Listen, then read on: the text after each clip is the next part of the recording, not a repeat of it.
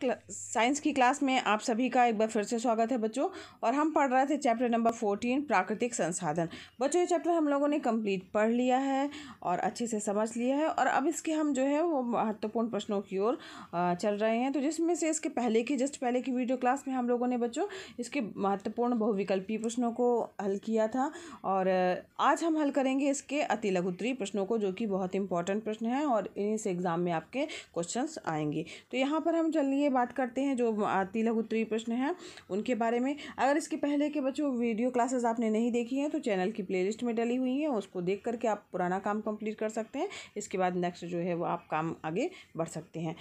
अब यहाँ पर जो इम्पोर्टेंट अति लघु उत्तरीय प्रश्न है इस चैप्टर का वो है, जैसे कि जो ये चैप्टर हम लोगों ने पढ़ा था तो यहाँ पर जो है प्रदूषण सबसे पहले स्टार्टिंग में पढ़ा था। तो पहला प्रश्न भी जो है इसका जो है इम्पोर्टेंट है। यहाँ पर जो है पहला प्रश्न है आपका कि वायु प्रदूषण के 2 प्राकृतिक स्रोतों के नाम लिखिए। तो वायु प्रदूषण के कोई ज़रूरी नहीं बच्चों कि आप इसका आंसर जो है यही लिखें। इस प्रश्न का उत्तर जो है आप अपने मन से भी लिख सकते हैं। वायु प्रदूषण के 2 प्राकृतिक स्रोत जो हैं वो कौन कौन से हैं। तो प्राकृतिक रूप से लिखना है तो यहाँ पर जो है जो प्रकृति के द्वारा जो है प्रदूषण होता है तो यहाँ पर जो है जो फॉरेस्ट में जंगलों में आग लग जाती है जिसको दावानल कहा जाता है, फॉरेस्ट फायर बोलते हैं। तो ये जो है इसके कारण जो होता है वायु का प्रदूषण होता है जो कि एक प्राकृतिक स्रोत है। और इसके अलावा भी बच्चों जो है वायु में कई बार होता है कि आंधी वगैरह आती है, उससे भी प्रदूषण होता है, वो भी आपका प्राकृतिक स्रोत के अंतर्गत आएगा ना। या उड़ते हुए जो पराग के कण होते हैं वो भी जो है वो वायु प्रदूषण करते हैं। तो यहाँ पर जो है आप आंधी तूफान भी लिख सकते हैं और फॉरेस्ट फायर भी लिख सकते हैं जो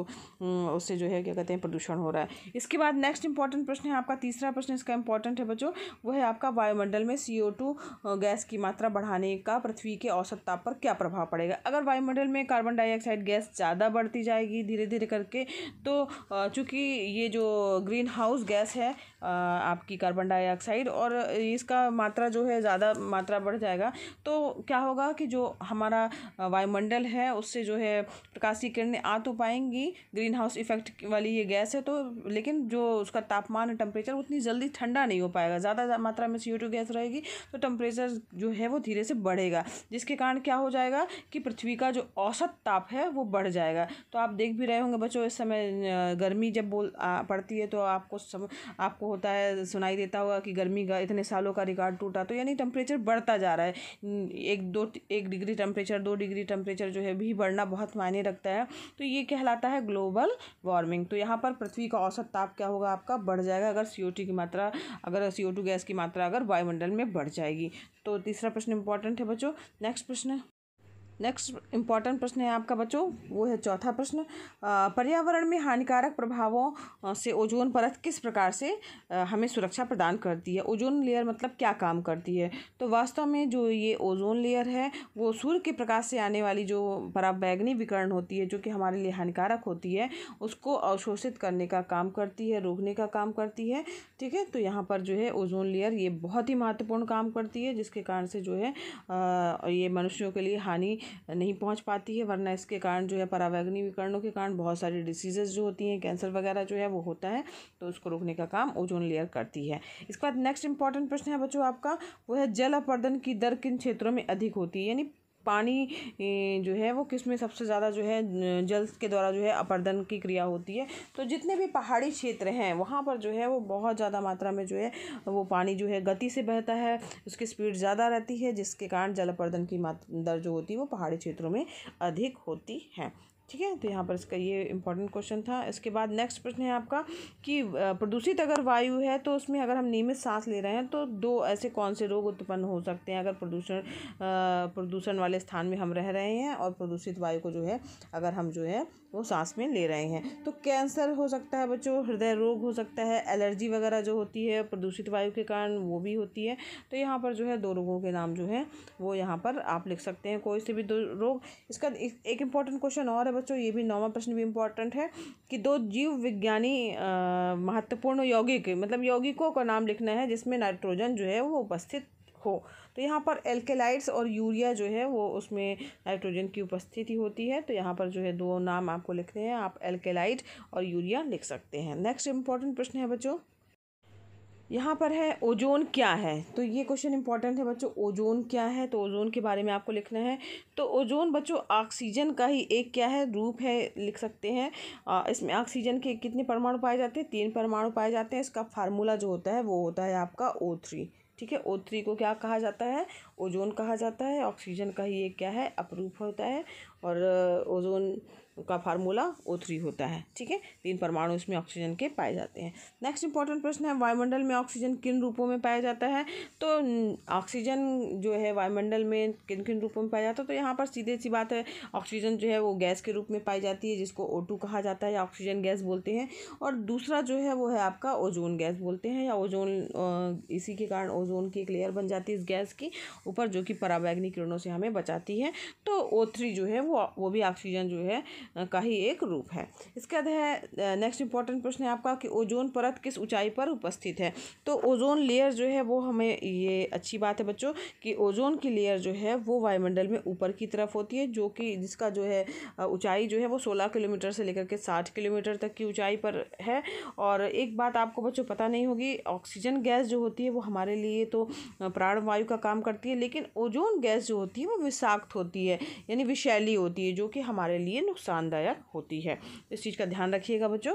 और यहाँ पर ओजोन परत की ऊंचाई पूछा गया है, तो वो है 16 किलोमीटर से लेकर के 60 किलोमीटर की ऊंचाई तक जो है ओजोन परत होती है। नेक्स्ट इंपॉर्टेंट प्रश्न है बच्चों, तो यहाँ पर हमने बात की ओजोन परत की, तो एक और इम्पॉर्टेंट प्रश्न है कि वायुमंडल, जो कि हमारे आपको पता है बच्चों कि जो पृथ्वी है उसके ऊपरी हिस्से पे जो है एक आवरण टाइप का काम करता है हमारी पृथ्वी के चारों ओर, तो वो है वायुमंडल। तो वायुमंडल का विस्तार आ सकता है कि कितने किलोमीटर तक वायुमंडल पाया जाता है पृथ्वी तल से।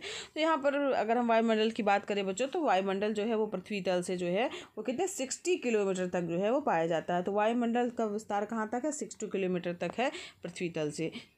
तो ये प्रश्न भी बच्चों इंपॉर्टेंट है। एक और इम्पॉर्टेंट प्रश्न है बच्चों जिसको आप नोट कीजिएगा, ये है आपका पृथ्वी तल का जो वायुमंडल है, यानी वायुमंडल जो है हमारा, उसमें कार्बन डाइऑक्साइड यानी CO2 की मात्रा जो है वो कितनी पाई जाती है। तो यहाँ पर जो है आपको ऑक्सीजन की मात्रा, नाइट्रोजन की मात्रा तो पता ही है आपको। सबसे ज़्यादा जो अपनी पृथ्वी है बच्चों, उसमें सबसे ज़्यादा वायुमंडल जो है उसमें नाइट्रोजन सबसे ज़्यादा पाया जाता है, 78% नाइट्रोजन पाया जाता है। ऑक्सीजन जो है यहाँ पर देखिए 78% की बात करें हम, तो वो क्या है, नाइट्रोजन की मात्रा है। ठीक है, और 21% आपका ऑक्सीजन हो गया। और CO2 की अगर हम बात करें, कार्बन डाइऑक्साइड की मात्रा, तो 0.03% है। ठीक है, तो नाइट्रोजन पाया जाता है, फिर उसके बाद ऑक्सीजन है, उसके बाद कार्बन डाइऑक्साइड है, उसके बाद जो अन्य चीज़ें बचती है उसमें जलवाष्प है और दूसरी गैसें जो हैं वो सब इसमें पाई जाती हैं। तो यहाँ पर जो है 1% में ही है, उसमें कार्बन डाइऑक्साइड जो है वो 0.03% इसका है।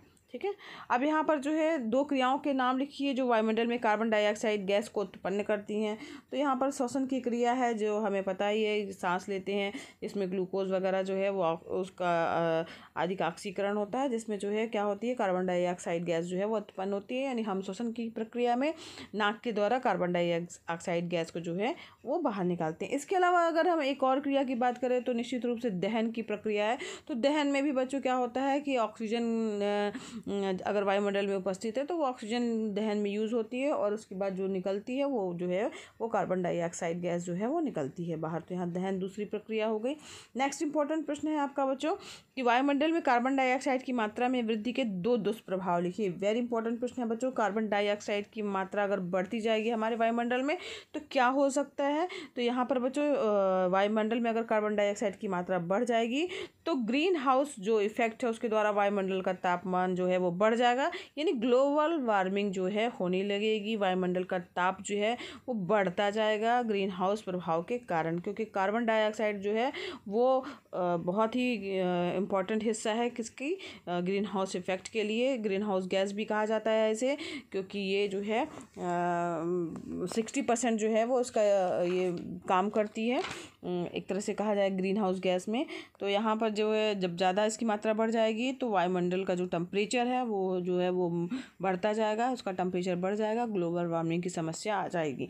इसके बाद और दूसरा क्या दुष्परिणाम हो सकता है, अगर कार्बन डाइऑक्साइड की मात्रा में वृद्धि हो जाएगी तो ताप में वृद्धि होने पर जीवों की दक्षता, अगर जब टेम्परेचर बढ़ जाएगा तो किसी भी जीव की जो है दक्षता है वो निश्चित रूप से कम हो जाएगी, कार्य करने की क्षमता जो है वो घटेगी। ठीक है, तो यहाँ पर दक्षता जो है वो आप लिख सकते हैं कम हो जाएगी।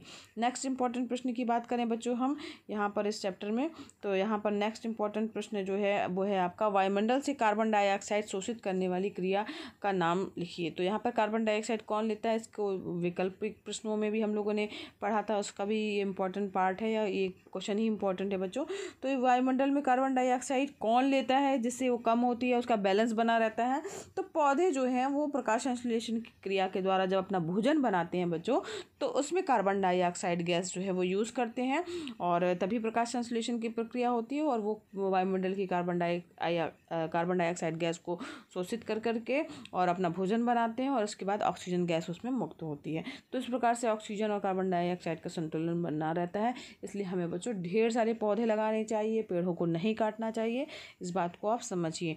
फिर इसके बाद है नेक्स्ट इंपॉर्टेंट आपका प्रश्न है, इसमें मृदा निर्माण करने वाले 2 कारकों के नाम लिखने हैं यहाँ पर, कि जो मिट्टी का निर्माण करते हैं। तो यहाँ पर अजैविक घटक के रूप में इस प्रश्न को हम लोगों ने डिटेल बच्चों चैप्टर पढ़ते समय पढ़ा था, ताप के द्वारा जल है, हवा है ना। तो यहाँ पर आप ऐसे अलग अलग भी लिख सकते हैं, अजैविक घटक जैविक घटक करके भी, या तो फिर ऐसे ही लिख सकते हैं ताप, जल, हवा, जितने भी सजीव हैं वो सभी मिट्टी निर्माण जो है वो करने वाले कारक हैं, उनके कारण जो है वो मिट्टी का निर्माण होता है। तो यहाँ पर जो है 22वां प्रश्न आपका जो था इम्पोर्टेंट प्रश्न है। इस प्रकार से बच्चों आज जो है इस वीडियो में हमने पूरे जितने भी अति लघु उत्तरीय इम्पॉर्टेंट प्रश्न हैं जो कि आपके एग्ज़ाम में इन्हीं प्रश्नों में से आएगा, तो वो हम लोगों ने सारे पढ़ लिए हैं, और इनको आप फेयर कॉपी